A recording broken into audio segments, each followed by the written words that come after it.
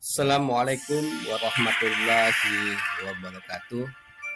Berjumpa kembali pada hari ini. Izinkan saya untuk memperkenalkan diri saya. Nama saya adalah Nurkalis, Sarjana Pendidikan dari SMA N1 Ampunten, Kabupaten Sumeneb.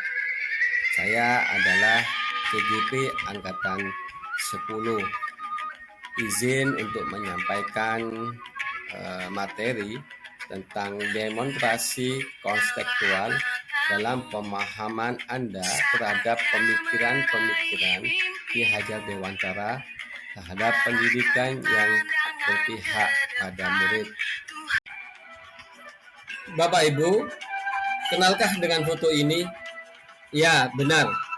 Beliau adalah Ki Hajar Dewantara, atau yang dikenal sebagai Bapak Pendidikan Nasional, sekaligus pendiri Taman Siswa di waktu itu.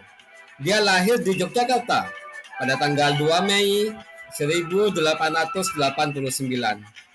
Karena jasanya yang sangat banyak di bidang pendidikan, maka pada tanggal lahirnya lah diperingati sebagai Hari Pendidikan Nasional. Pemilik nama asli Raden Mas Surwardi Suryo Diningrat ini lahir dari lingkungan keluarga keraton kerajaan. Namanya mulai berganti menjadi Ki Hajar Dewantara sejak usia 40 tahun. Dan sejak saat itu dia tidak lagi menggunakan gelar kebangsawanan di depan namanya. Hal ini dilakukannya agar dia bisa dengan bebas lebih dekat dengan rakyat, baik secara fisik maupun emosional atau hatinya. Selama hidupnya, Ki Hajar Dewantara terus berkontribusi dan berdedikasi terhadap kemajuan bangsa. Dia mengabdikan dirinya dan terus berjuang bersama rakyat demi kepentingan bangsanya dalam pendidikan untuk mencerdaskan rakyat bangsa ini, yaitu bangsa Indonesia yang selama itu dijajah oleh bangsa asing. Kerangka pemikiran Ki Hajar Dewantara dibagi dalam 3 aspek. Yang pertama, intisari. Intisari pemikiran Ki Hajar Dewantara tentang pendidikan yang dapat kita ambil adalah pendidikan dan pengajaran merupakan usaha persiapan dan persediaan untuk segala kepentingan hidup manusia, baik dalam hidup bermasyarakat maupun hidup berbudaya dalam arti yang seluas-luasnya. Tujuan pendidikan menurut Ki Hajar Dewantara dijelaskan oleh Ki Hajar Dewantara bahwa tujuan pendidikan adalah menuntun segala kodrat yang ada pada anak-anak agar mereka dapat mencapai keselamatan dan kebahagiaan yang setinggi-tingginya, menjadikan manusia berbudi pengerti dan maju pikirannya, baik sebagai manusia maupun sebagai anggota masyarakat. Untuk mencapai hal ini, maka diperlukan pendidikan yang berkualitas.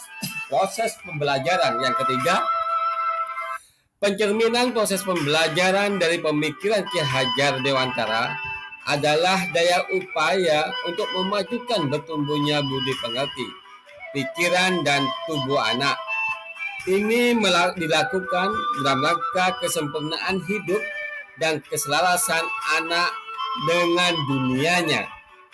Bisa disimpulkan bahwa proses pendidikan adalah upaya pemanusiaan manusia secara manusiawi, secara utuh dan penuh yang bertujuan ke arah kemerdekaan lahiriah maupun batiniah.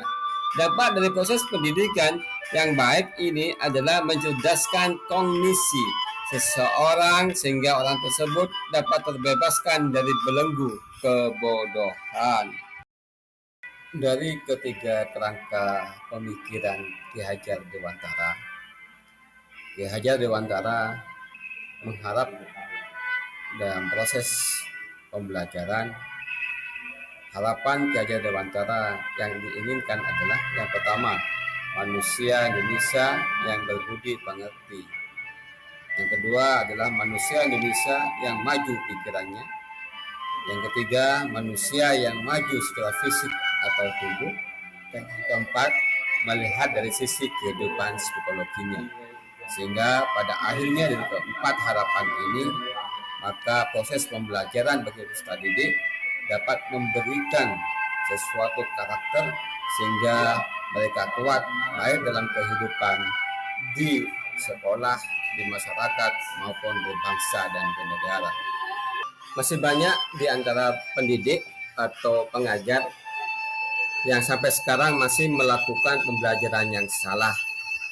Pembelajaran yang salah diantaranya satu, tidak ada persiapan di dalam melaksanakan pembelajaran. Yang kedua, memaksakan. Yang ketiga, tidak peka. Yang keempat, mengabaikan siswa. Yang kelima, tidak adil. Dan yang keenam, memberi contoh yang tidak baik. Inilah yang harus dihindarkan oleh seorang pendidik atau pengajar. Tentunya kita harus memahami bagaimana karakter siswa per individu agar dalam melakukan proses pembelajarannya tidaklah salah. Karena ini sangat penting sekali. Karena apa? Karena peserta didik harus diberi ruang yang seluas-luasnya untuk berekspresi dan beraktivitas secara bertanggung jawab dan mandiri. Pendidik diibaratkan petani yang berfungsi menuntun tumbuh hidup dan berkembangnya kekuatan kodrat yang ada pada anak agar memperbaiki laku karakternya dalam hidupnya dan tumbuhnya kodrat yang ada pada diri anak tersebut. Anak-anak diibaratkan biji-bijian tumbuhan yang disemai dan ditanam petani di lahan yang sudah disediakan. Petani hanya dapat menuntun atau merawat tumbuhnya tanaman dengan cara diberi pupuk, diberi air, merawat, dan menyuburkan tanah, serta membasmi hama yang mengganggu tanamannya. Tentunya beda jenis tanaman, beda pula cara melakukannya. Artinya seorang pendidik harus bisa melayani dengan segala kebutuhan anak yang berbeda-beda dalam memenuhi kebutuhan anak atau kebutuhan yang berorientasi pada anak. Inilah dokumentasi di sekolah kami SMAN 1 Ambunten dalam wujud kontekstual terhadap pemikiran-pemikiran KHD, dan saya ucapkan terima kasih. Assalamualaikum warahmatullahi wabarakatuh.